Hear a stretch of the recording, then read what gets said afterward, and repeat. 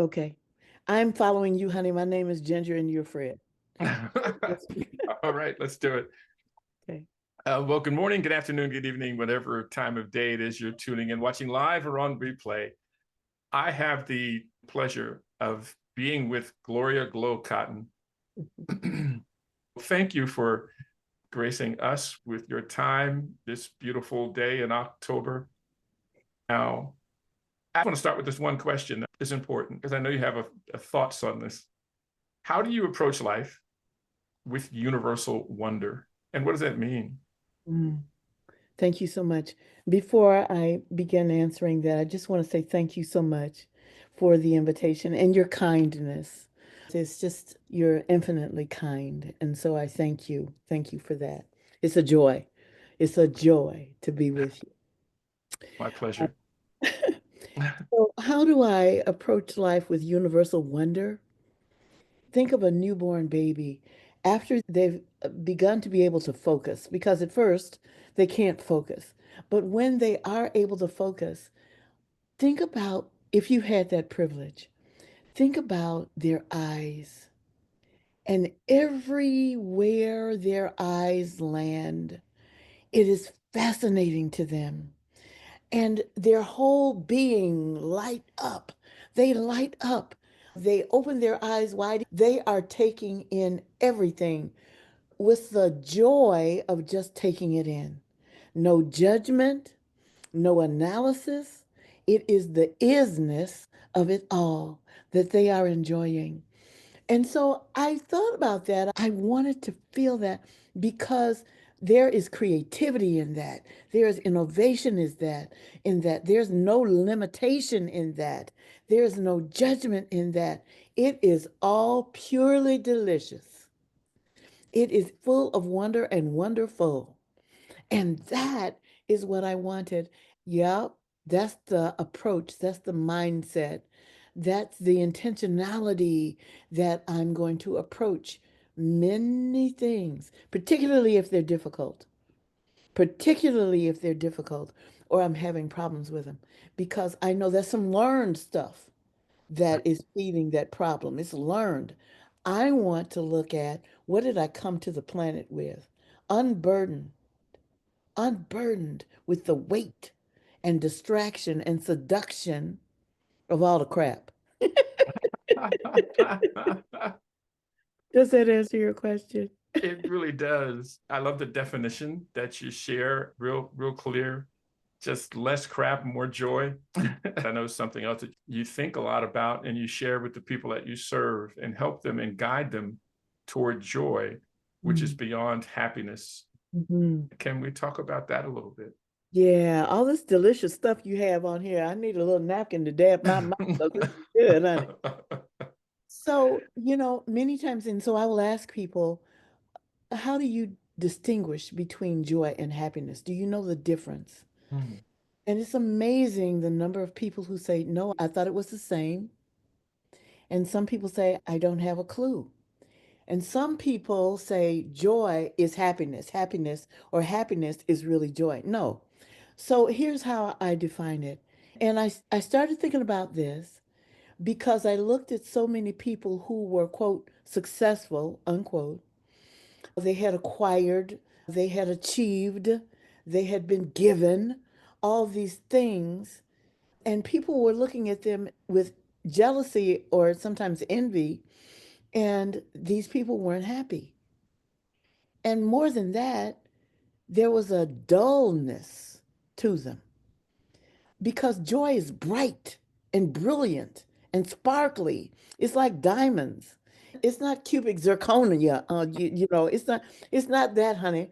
So I was like, well, what in the world happened with these people? Because I know that we come to the planet with brilliance, with beauty, full of wonder, all that stuff. Because I got that baby thing going on in me. Yeah, yeah. And I'm like, babies are not dull. Hello. Not at They all. don't do anything dull. Yeah. So I looked at, and so I began to notice that when people had what they wanted, either they wanted for themselves or someone or something important to them, where they have an emotional attachment to the thing or to the person, and they wanted something for them, then they were happy. Then they were brilliant. Their energy doesn't matter. Some people are more expressive, some people explode, some people implode. You never know all that. But there is a lightness, there's an energy about them when they were happy. If they didn't have that thing, they were unhappy and there was dull. There was the dullness again, or something negative. It could be the fire of that was burning you alive, not the fire of passion that warms, but destruction. It was negative stuff going on. When I was a child, I sang a song, This Joy That I Have. The Mm, world didn't give it, and the world can't take it away. That's mm. mine forever. It's the energy, that brilliance. And so I have to get to the point where, wait a moment, this thing has happened. I like it or I don't like it. I'm happy about it or I'm not happy about it. But that is not who I am. That's an experience I'm having. Now let's get to who I am. And I am brilliance. I am joy. I am beyond that, that cannot be damaged by circumstance. Does that make sense? It makes perfect sense. It takes me back to that infant Mm. that has awe and wonder just Mm. on their face when they see their foot for the first time. And they're like, whoa. Yes, yes, And they're playing with those toes like it's I feel something, but they're trying to figure it out. And that is what wonder really is. And you can see the joy that they're experiencing in that yes, moment. yes. And then we put them in a chair in an elementary school and tell them to sit, don't move. And we kind of start sucking the joy out because we have to train you to be a good citizen and Hmm. know your 1+1, your math, and Hmm. have to be literate and numerate, right? Hmm. Hmm. And awe and wonder it's the source material for so much. And that's just what you were just describing. And it sounds like connect if there's a wellspring of wonder in us that we never lose. And there And is. I and believe there is. and if we can connect with that, Yeah. then we can discern the difference between what makes us happy and what brings us joy. Yes, yes. And look at all of it is an opportunity with this experiment that we have being on this third dimensional planet in this existence called a lifetime. You Mm-hmm. know, it is okay. All of it is temporary. Come on. So why not get the most out of it that you can get out of it?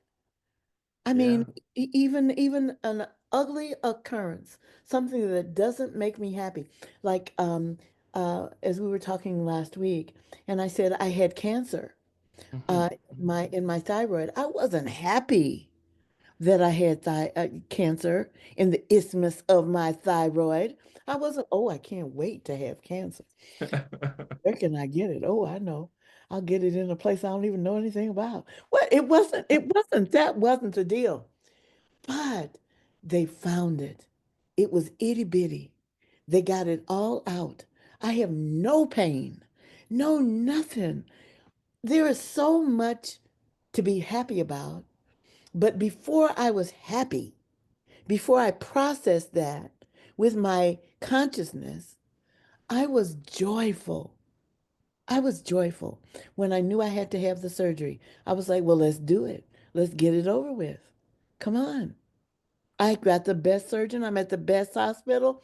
I mean, it was so much to be happy about. But even if that had not been so, I would have been in a joyful, wonder-filled state. Wonder filled. Yeah. I think you just answered the question I was going to ask you next is what practice or habit helps cultivate joy? Hmm. And Hmm. that's to be wonder filled. Hmm. I'd Hmm. never heard To that look term for before. and I've, to, I've, we say wonderful all the time, yes, but wonder filled, yes.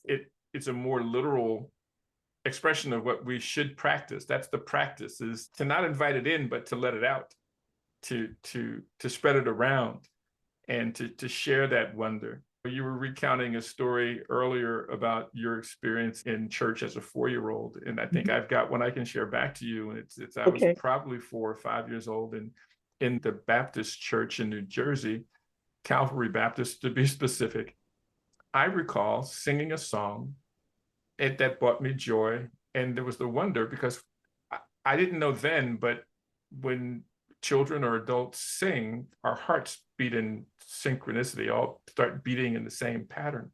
Yes. And that feeling that I got singing the song, but the song was "This Little Light of Mine, Come on now. I'm gonna let it shine."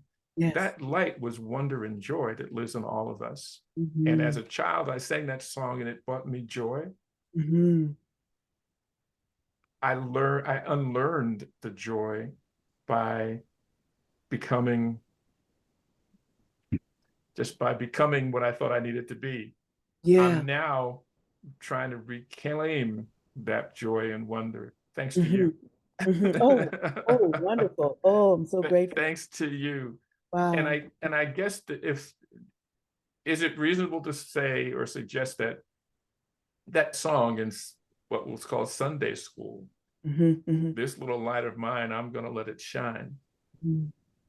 is that's the remedy Hmm. for those that want to recapture that moment where their eyes were the size of saucers and they were playing with their foot and their Yes. toes for the Yes. first time, or rolling in the grass, or down a little grassy knoll as a 18 or 2-month-old, 2-year Yeah. old.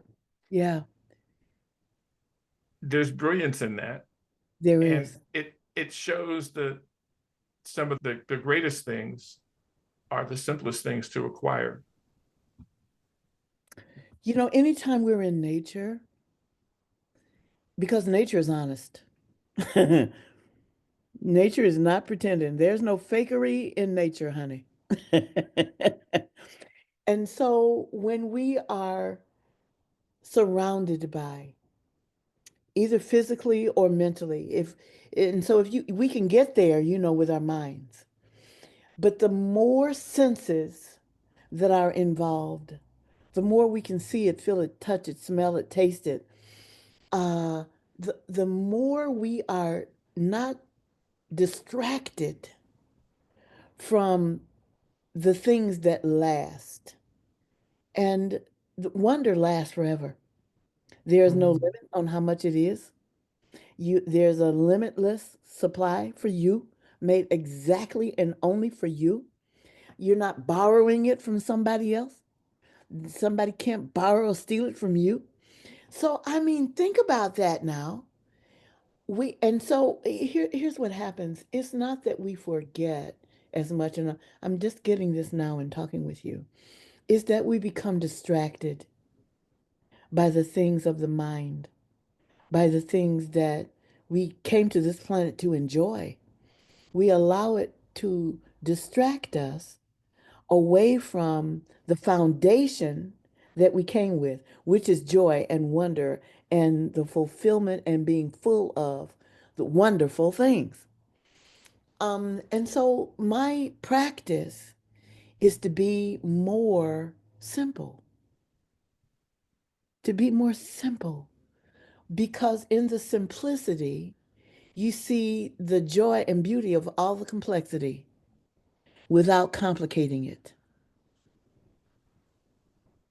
We complicate stuff with our mind. That's not our spirit. We complicate stuff with the well, what ifs and which is good stuff now. We need to be asking that.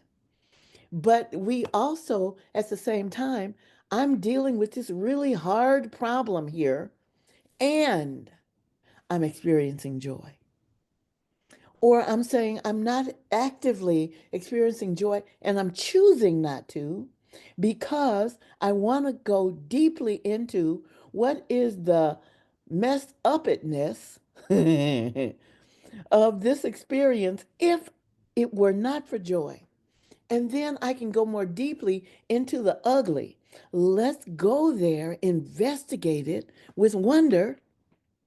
Let's investigate it, knowing that when I'm sick of this, I can get out of this and go back to my joy because it's always there.